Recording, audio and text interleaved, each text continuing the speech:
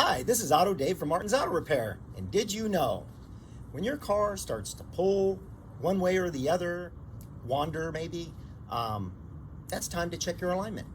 Well, alignment won't cause a shake. A lot of people come into my shop and they'll say, hey, I got a vibration in the front when I'm driving down the road at 60 miles an hour, and can you check my alignment? Well, that's typically a tire alignment problem. It usually will cause bad tire wear. It will cause the car to pull one way or another, right or left.